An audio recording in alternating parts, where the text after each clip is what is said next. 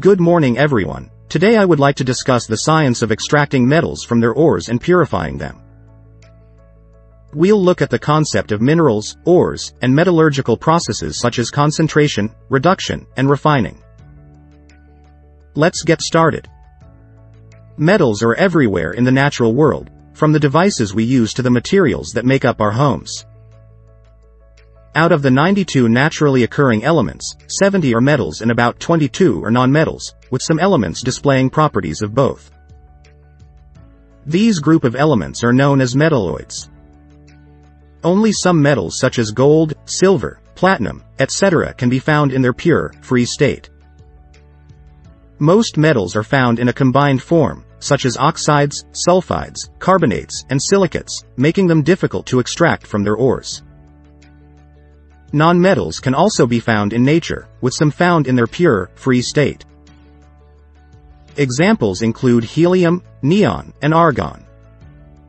Other nonmetals are found in both free and combined forms, such as sulfur and phosphorus. Metallurgical processes such as concentration, reduction, and refining are used to extract and purify metals from such ores, and are essential for industry today. Metallurgy is a science that focuses on the extraction of metals from their ores and purifying them. Minerals are naturally occurring substances that contain one or more elements or compounds. An ore is a mineral from which metal can be obtained with high profitability. Metallurgical processes consist of three main steps: concentration, reduction, and refining. Concentration of ore is the removal of impurities from it. Reduction is the process of obtaining the metal from its compound. Refining is the process of purifying the impure metal to get the pure form. Elements are divided into two distinct categories: metals and non-metals. Metals are typically hard, malleable, ductile and good conductors of heat and electricity, while non-metals are usually brittle with low melting points, bad conductors of heat and electricity and have no shine. Additionally, metals make a sound when struck, while non-metals do not. Some elements, however, are exceptions to these generalized characteristics, such as sodium and potassium being soft metals, and diamond being a hard non-metal. It is important to understand these differences for the extraction, purification and refinement of metals from their ores.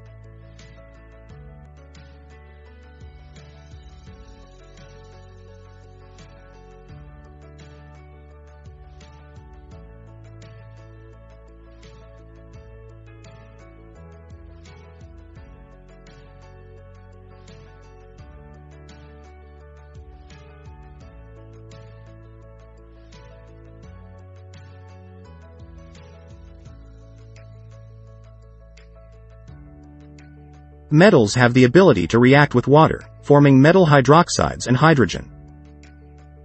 For example, when sodium is exposed to water, it forms sodium hydroxide and hydrogen.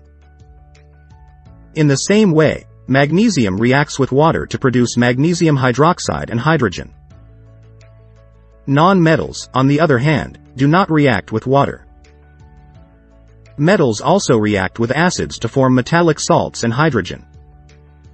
A good example of this is zinc, which when mixed with dilute hydrochloric acid forms zinc chloride and hydrogen. Non-metals, with some exceptions, do not react with acids. For instance, when sulfur is exposed to concentrated nitric acid, it forms sulfur dioxide, nitrogen dioxide and water. Metals can react with chemicals, as we can see in this example. Magnesium, zinc, and iron are the three metals discussed. When they are added to a copper sulfate solution, they replace the copper from the solution and create a new sulfate compound in their place. The new compounds created are magnesium sulfate, zinc sulfate, and iron sulfate. This is a great demonstration of the reactivity of metals, with the most reactive ones being able to displace the less reactive ones. From this, we can arrange the metals in order of reactivity, from the most reactive to least reactive. The activity series of metals is an arrangement of metals based on their reactivity, with elements such as potassium, sodium, magnesium, aluminium, zinc, iron, lead, copper, silver, and gold included. This series goes from most reactive to least reactive, allowing us to predict how these elements will react and what products will be formed as a result. Noble metals like gold, silver, and platinum have a distinct advantage over other metals because they are resistant to corrosion, water, air, and acids, meaning that they can retain their luster for a very long time.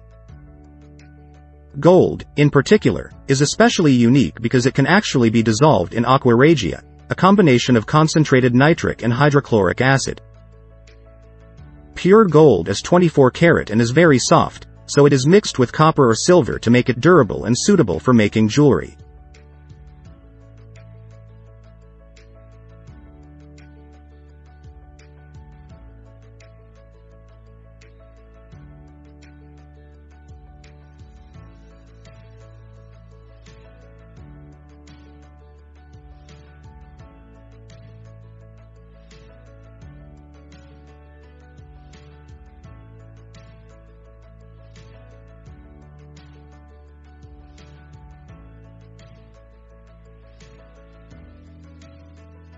Sulfur is used in many manufacturing processes, including the production of sulfuric acid and metal salts.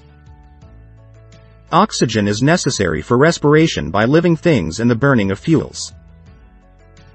Nitrogen is utilized to produce ammonia, which is a usual component of fertilizers. Hydrogen is employed for ammonia production, fuel in rockets, and welding. Chlorine is widely known for its use as a disinfectant in water, and iodine in the form of tincture functions as an antiseptic. These elements play an important role in the extraction and purification of metals from ore. An alloy is a mixture of a metal with other metals, or even non-metals. Common examples of alloys are steel, stainless steel, brass, bronze, and alnico. Steel is composed of iron and carbon, and is a key material for the construction of tools, machines, tanks, vehicles, ships, rails, buildings, bridges and dams. Stainless steel is a combination of iron and chromium and is often used to make utensils and cutlery, as well as surgical instruments. Brass is an alloy of copper and zinc and is used in the production of utensils, handicrafts and musical instruments. Bronze is a blend of copper and tin, and can be used for creating statues, medals, bells and ornaments. Alnico is an alloy of iron, aluminium, nickel and cobalt and is primarily used to make magnets. Lastly, duralium is made from aluminium and copper and is used for making utensils and pressure cookers.